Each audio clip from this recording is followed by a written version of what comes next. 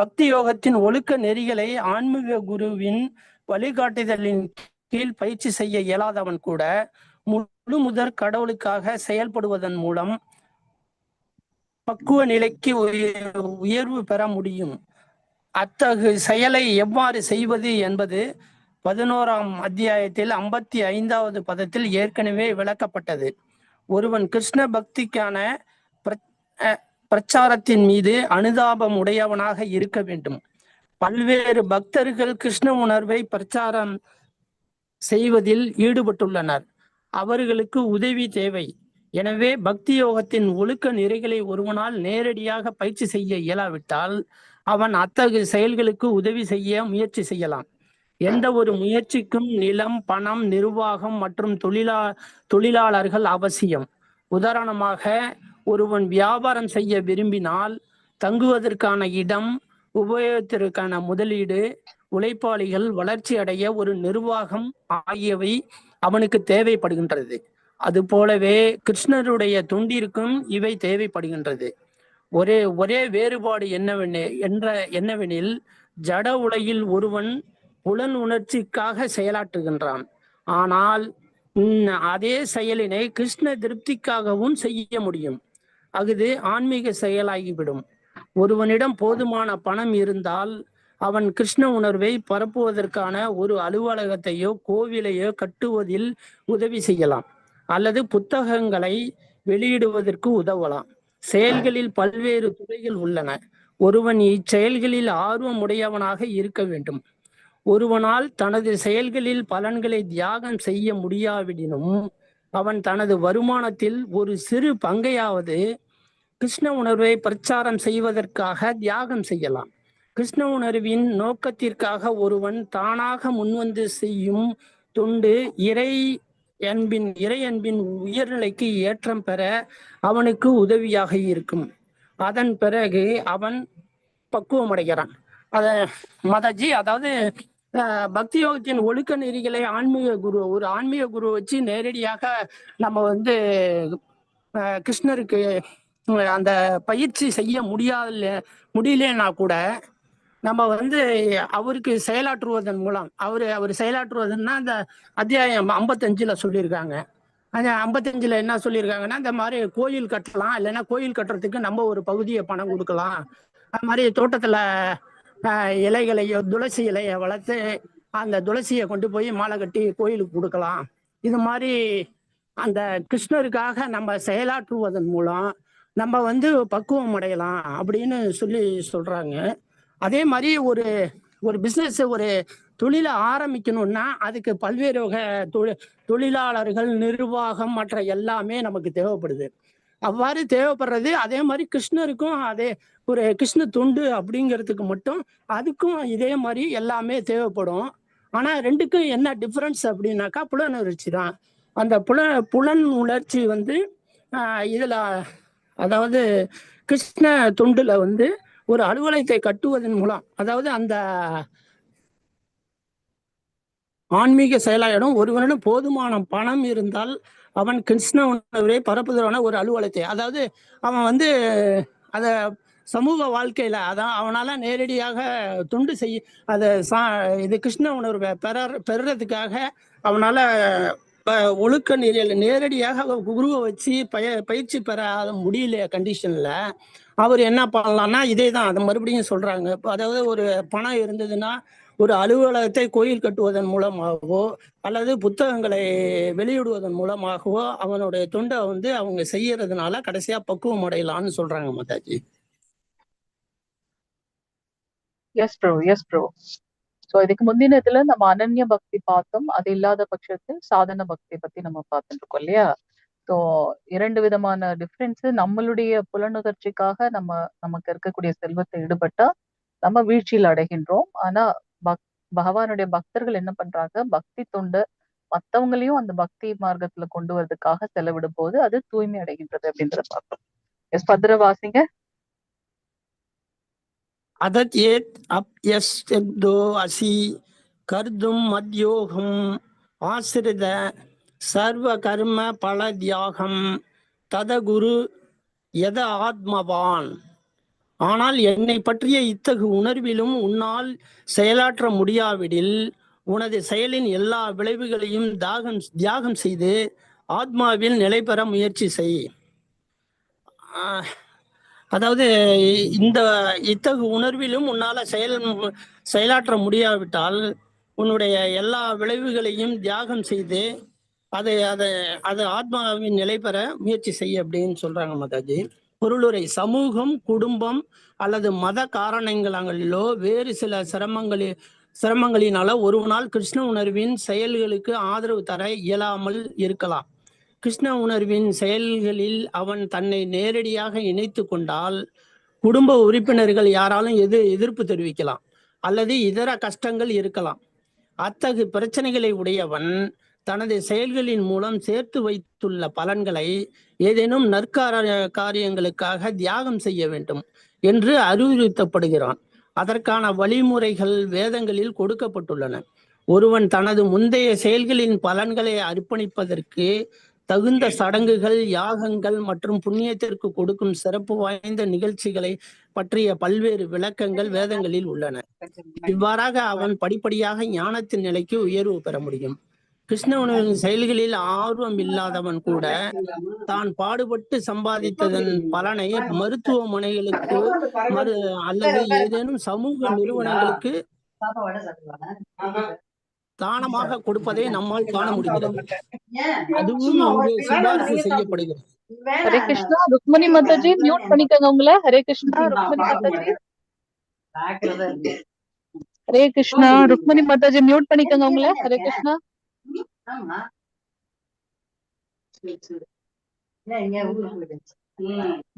இது வரைக்கும் உள்ளது அப்படியே சொல்றேன் மாதாஜி. நீங்க சொல்லுங்க பிரபு. ஹரே கிருஷ்ணா. அதாவது இப்ப நம்ம கிருஷ்ண உணர்வு பெறத்துக்கு நம்ம சமூக வாழ்க்கையில நம்ம குடும்பத்திலேயே கூட எதிர்ப்பு வரலாம். நம்மளுடைய அதாவது மத காரணங்களினால வேறு சில சிரமங்களினாலோ நம்ம ஆதரவு தர முடியாம நம்மளால அதை நேரடியா கிருஷ்ண உணர்வை பெற முடியாம இருக்கும்போது நம்மள்கிட்ட இருக்கிற நம்மளுடைய வருமானத்தின் மூலம் நம்ம முந்தைய செயல் பலனை அர்ப்பணித்து தகுந்த சடங்குகள், யாகங்கள், புண்ணியத்திற்கு கொடுக்கும் சிறப்பு வாய்ந்த நிகழ்ச்சிகளை செய்வதன் மூலம் அதை நம்ம பக்குவம் அடைய முடியும். அது ஞான நிலையை பெற முடியும் அப்படின்னு சொல்றாங்க.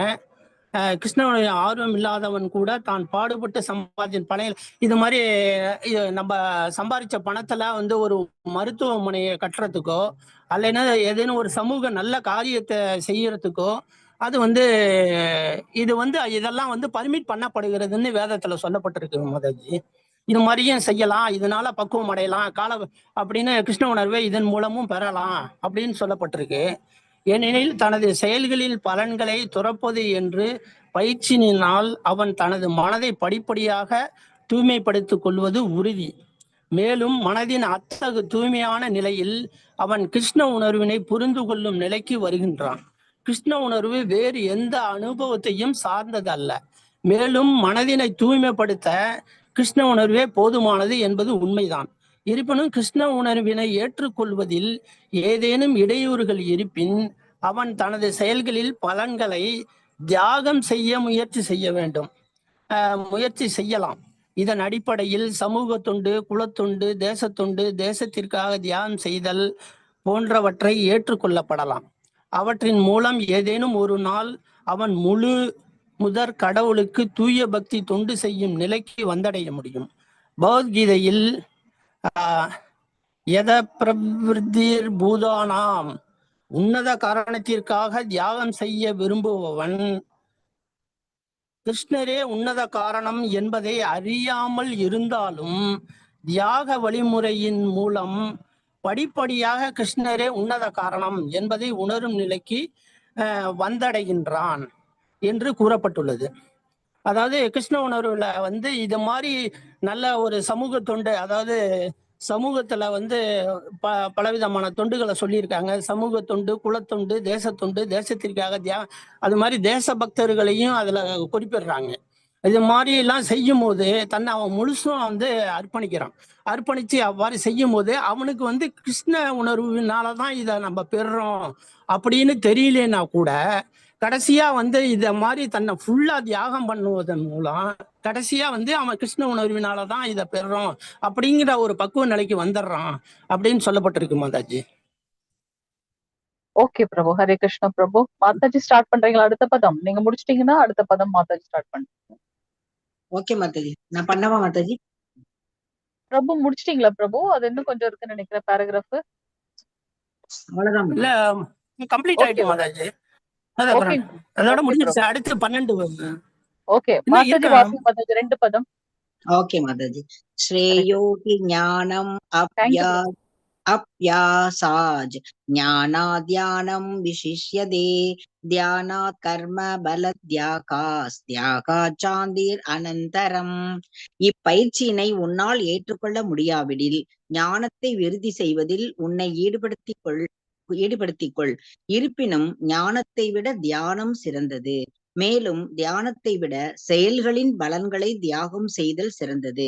ஏனெனில் இத்தகு தியாகத்தினால் மன அமைதியை அடைய முடியும். இந்த மேலே அந்த 2 பதத்துல சொன்ன மாதிரி அதையும் உன்னால ஏத்துக்கிற முடியல, செய்ய முடியல அப்படின்னா உன்னுடைய ஞானத்தை வந்து விருத்தி செய்யணும். ஞானத்தை விருத்தி செய்யற செயல்கள்ல ஈடுபடுத்திக் கொள்ளணும்னு சொல்றாங்க. அதுலயும் விட ஞானத்தை விட தியானம் வந்து ரொம்ப சிறந்தது, தியானம் செய் அப்படிங்கிறாங்க. ஆனா அந்த தியானத்தை விடையும் வந்து செயல்களின் பலன்களை வந்து அதாவது தியானம், அதுக்கப்புறம் வந்து தியானத்தை விட தியாகம்னா எந்த தியாகம்? நம்ம செயல்களினுடைய பலன்களை வந்து தியாகம் செய்யணும் அப்படின்னு சொல்றாங்க மத்தது. இந்த மாதிரி தியாகம் பண்ணா மன அமைதி அடையும் அப்படின்னு சொல்றாங்க. பொருளுரை. முந்தைய பதங்களில் குறிப்பிட்டபடி பக்தி தொண்டில் 2 வகை உண்டு. ஒழுக்க நெறிகளை கொண்ட வழிமுறை மற்றும் முழுமுதற் கடவுளின் மீதான அன்பில் முழுமையான பற்றுதல் கொண்ட வழிமுறை. ஒண்ணு வந்து ஒழுக்க நெறிமுறை, அது மற்றொன்று வந்து அந்த பகவான் மேல வந்து அன்பில் பற்று இருக்கணும். ஆனா வந்து அன்பால பற்றுமை இருக்கும், பிரேமை இருக்கணும் அப்படிங்கிறாங்க. கிருஷ்ண உணர்வின் அத்தகு கொள்கைகளை முறையாக பின்பற்ற இயலாதவர்கள், ஒண்ணு வந்து ஒழுக்க நெறி, 2வது வந்து அன்பு, இந்த 2யுமே வந்து கொள்கைகளை பின்பற்ற முடியாதவங்க வந்து ஞானத்தை வந்து விருத்தி செய்யணும்னு சொல்றாங்க மாதாஜி. ஏனெனில் ஞானத்தினால் ஒருவன் தனது உண்மையான நிலையினை புரிந்து கொள்ள முடியும். ஞானம்னா நம்மளை பத்தி நம்ம திங்க் பண்ணணும். நம்ம எப்படி இருக்கோம், எந்த சூழ்நிலை இருக்கோம் அப்படின்னு அந்த ஞானத்தை வந்து ஞானத்தினாலதான் ஒருத்தன் வந்து அவனுடைய உண்மை, அவன் என்ன நிலையில இருக்கான், என்ன குணத்துல இருக்கான் அப்படின்னு சொல்லி எல்லாம் புரிஞ்சுக்கிற முடியும். அந்த ஞானம் படிப்படியாக தியானத்தின் நிலைக்கு வழிவகுக்கும். தியானம் பண்ணணும் அப்படின்னா ஞானம் இருக்கும். ஞானம் தான் முதல் படி. அதுக்கப்புறம் தான் தியானம். தியானத்தின் மூலம் பரமபுருஷ பகவானை படிப்படியாக புரிந்து கொள்ள முடியும். தியானத்தின் மூலம் தான் நம்ம பகவானை தெரிந்துக்க முடியும். அப்புறம் பக்தி தொண்டில் இந்த விதமான பக்தி தொண்டில் ஈடுபட முடியாதவனுக்கு தன்னையே பரமனாக புரிந்து கொள்ளக்கூடிய தியான வழிமுறைகள் உகந்ததாகும். அவன் தன்னையே வந்து ஒரு பரமனா நினைச்சு தியானம் செய்யணும். அத்தகு தியானத்தையும் அவனால் செய்ய முடியாவிட்டால் பிராமணர்கள் தியானத்தையும் அவனால் செய்ய முடியாவிடில் பிராமணர்கள், சத்திரியர்கள், வைசியர்கள், சூத்திரர்கள் என்ற பிரிவுகளின் அடிப்படையில் வேத இலக்கியங்களில் வலியுறுத்தப்பட்டுள்ள கடமைகளை அவன் நிறைவேற்றி ஆக வேண்டும். இந்த சொன்ன இந்த சத்திரியர், பிராமணர் இவங்களுக்கெல்லாம் தனித்தனியா வந்து பிரிவுகள்ல வந்து வேத இலக்கியங்கள் சொல்லியிருக்கு, அவங்களுடைய கடமைகளை சொல்லியிருக்கு. அதை வந்து எந்த பிரிவுல இருக்காங்களோ அந்த கடமையை அவங்க நிறைவேற்றணும்.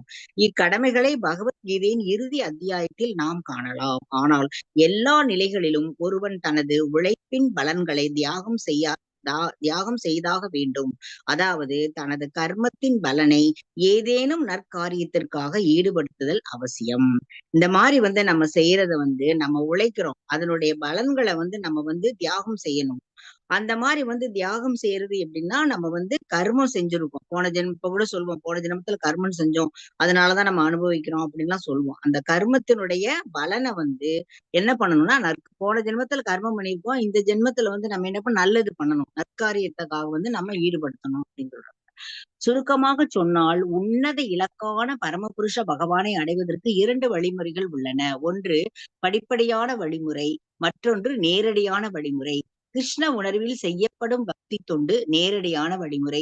மேலும் தனது செயல்களின் பலன்களை துறப்பது மறைமுக வழிமுறை. அத்தகு மறைமுக வழிமுறையின் மூலம் ஞானத்தின் தளத்திற்கு வர முடியும். 2 சொல்லியிருக்காங்க மாதாஜி. இப்போ பரமபுருஷ பகவானை அடைவதற்கு 2. ஒண்ணு வந்து படிப்படியா போறது, ஒண்ணு நேரடியா போறது. ஆனா வந்து நேரடியா போறதுதான் கிருஷ்ண உணர்வுல வந்து பக்தி தொண்டு, அதான் நேரடியான வழிமுறை. இன்னொன்னு வந்து நம்மளுடைய செயல்கள், நம்ம செய்யற செயல்கள பலன்களை வந்து துறப்பது வந்து மறைமுகமான வழிமுறை அப்படின்னு சொல்லி சொல்றாங்க.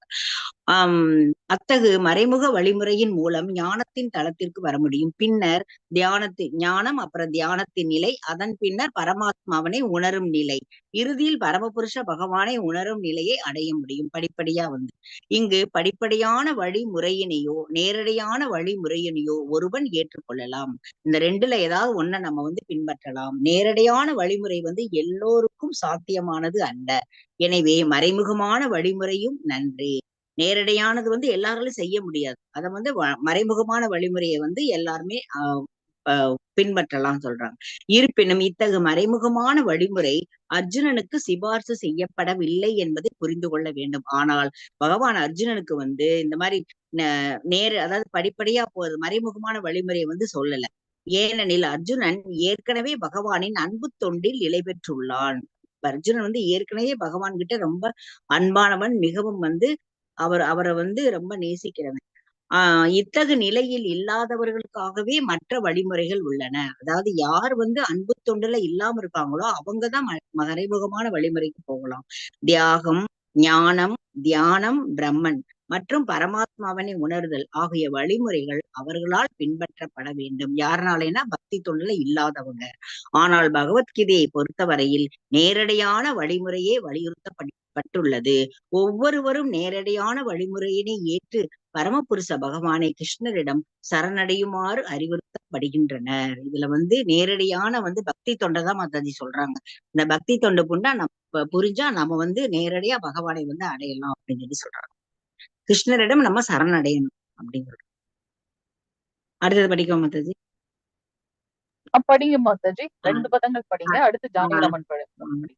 அத்வேஷ்டா சர்வபூதானாம் மைத்ர கருண ஏவச்ச நிர்மமோ நிரகங்கார சமதுக்க சுக சக்ஷ்மி சந்துஷ்ட சததம் யோகி யதாத்மா திருட நிஷயக மையர்பித மனோ புத்திர் யோ மத் பக்த சமே பிரியக.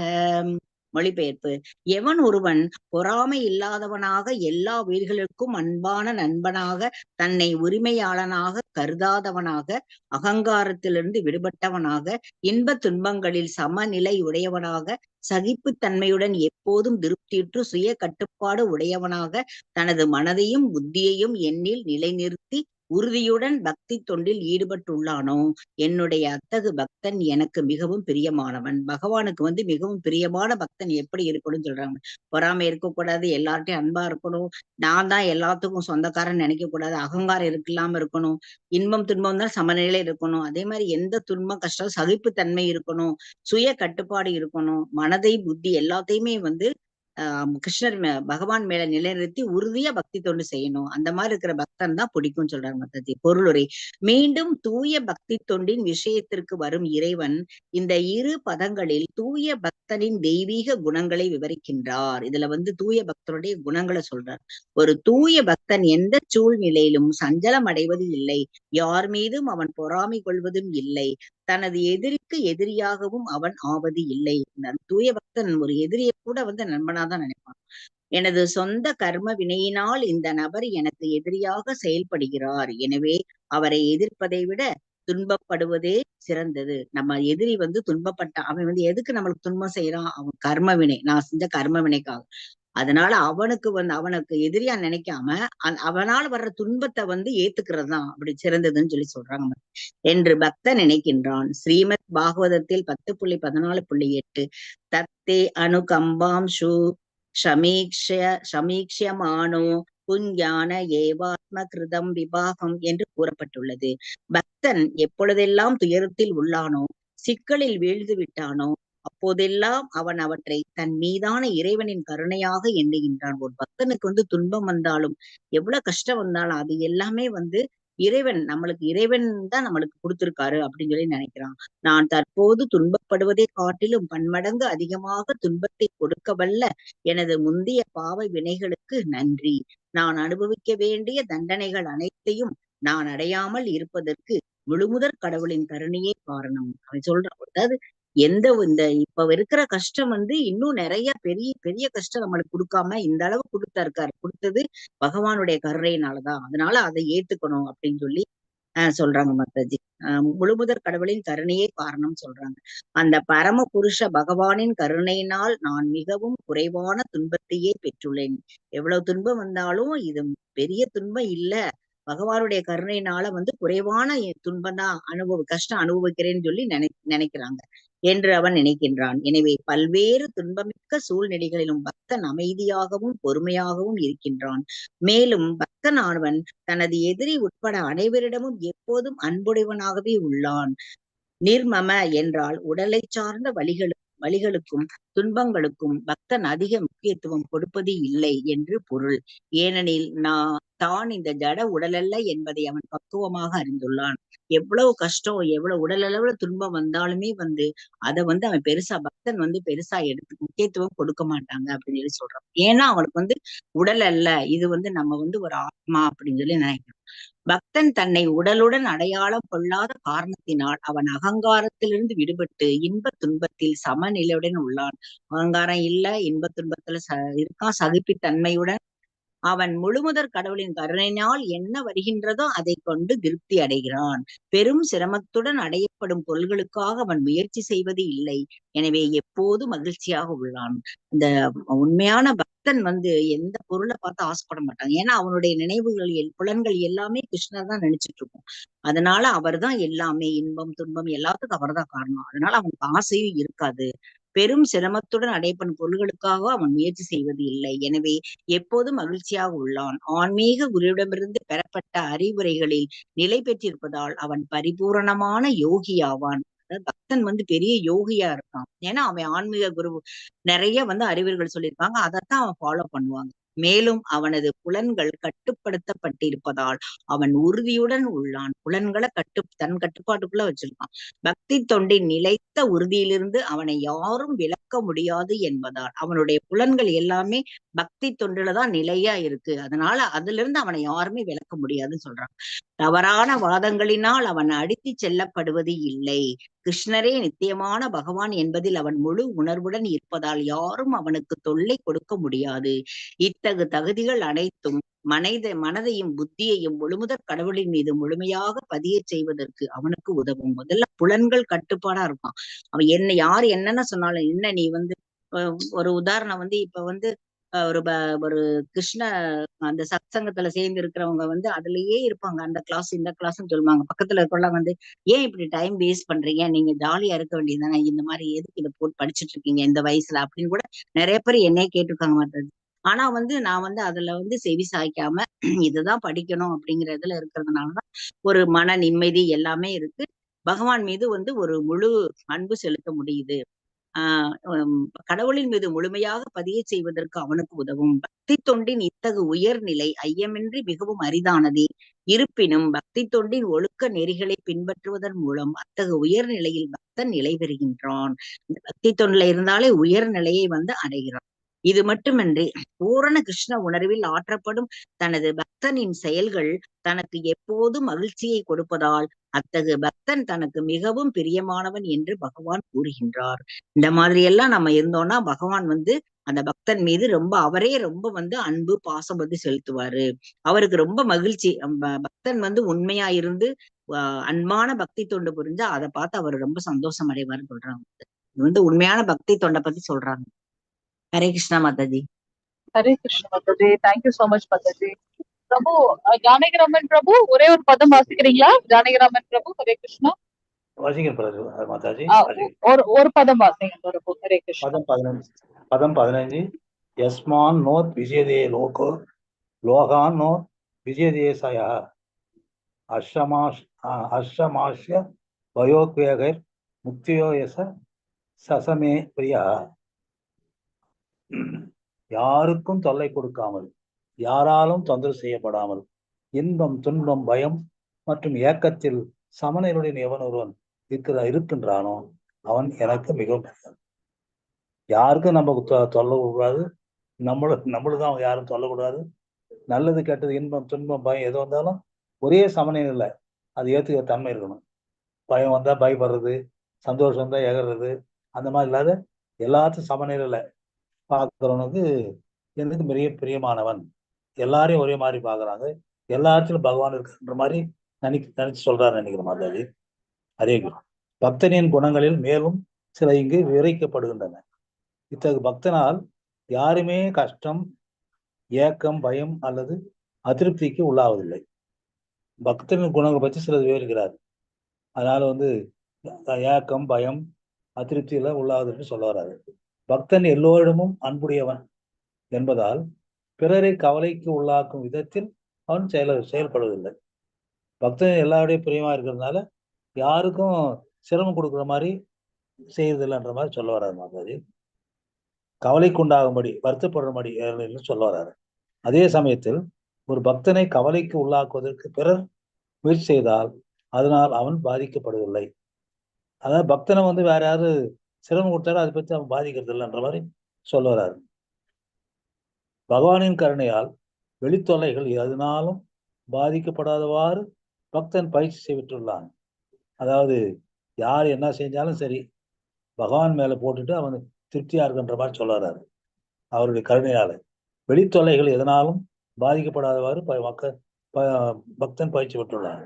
உண்மையில் பார்த்தால் பக்தனானவன் எப்போதும் கிருஷ்ண உணர்வில் மூழ்கி பக்தி தொண்டில் ஈடுபட்டு இருக்கும் காரணத்தால் இத்தகைய பௌதிக சூழ்நிலைகளை அவனை அசைக்க முடியாது.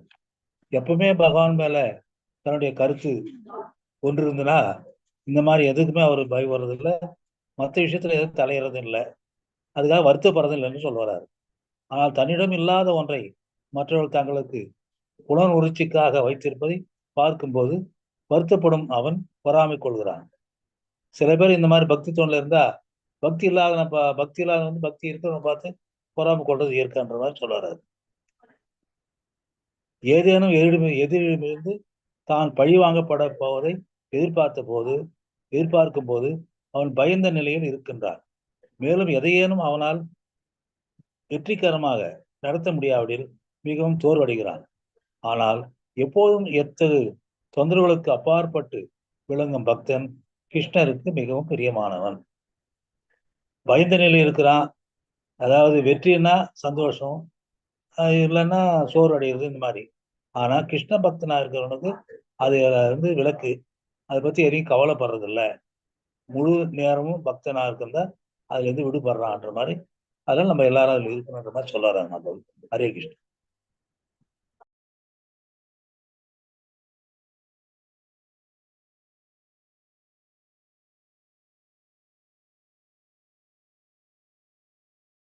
ஹரே கிருஷ்ணா கிருஷ்ண கிருஷ்ண ஹரே ஹரே, ஹரே ராம ராம ராம ஹரே ஹரே, ஹரே கிருஷ்ண கிருஷ்ண கிருஷ்ண ஹரே ஹரே, ஹரே ராம ராம. பதம் 16. அனபேஷோ சுசிர்தஷ உதாசீனோ கதவியத சர்வாரம்ப பரித்யாகி யோமாத் பக்த சமயப்பிரியா.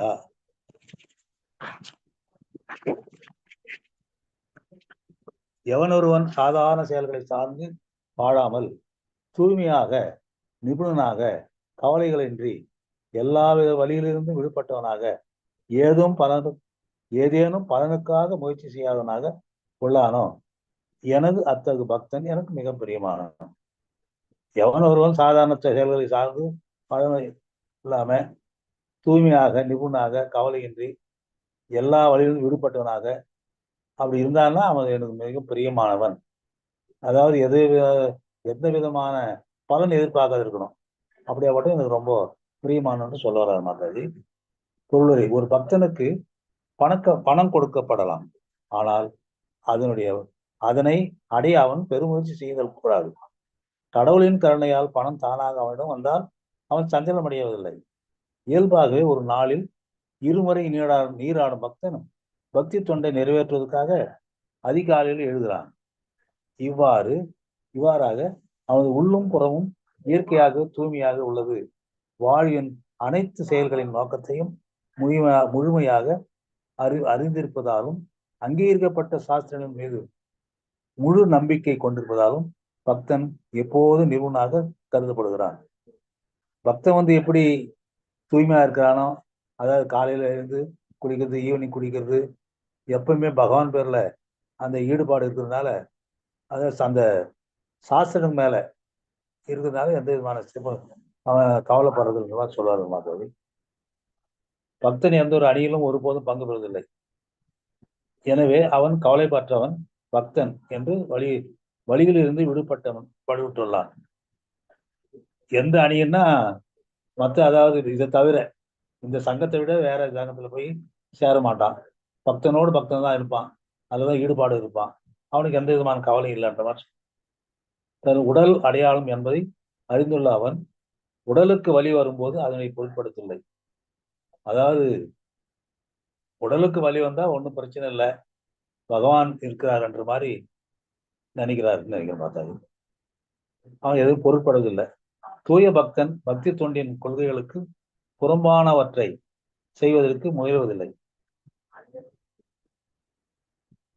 அதாவது பக்தி தொண்டுக்கு புறம்பானவற்றை எதுவும் செய்யறதில்லை தூய்மையான பக்தன்.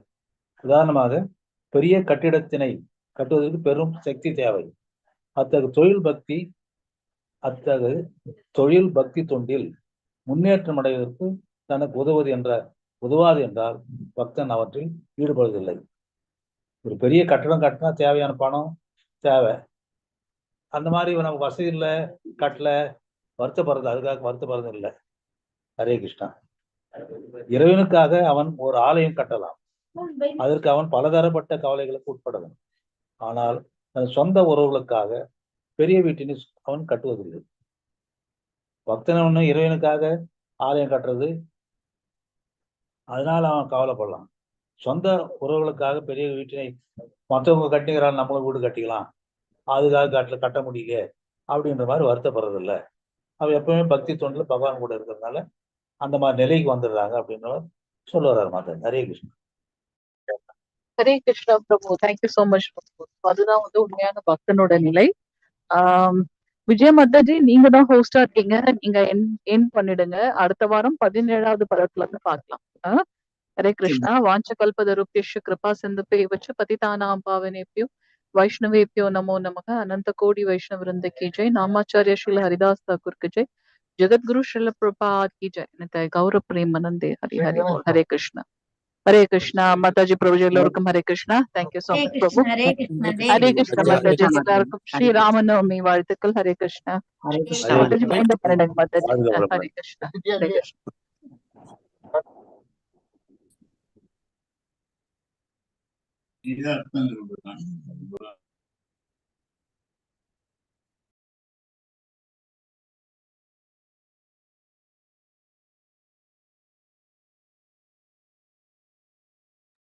விஜய மாதாஜி எண்ட் பண்ணுங்க, நீங்க தான் ஹோஸ்ட், நீங்களே எண்ட் பண்ணுங்க விஜய மாதாஜி.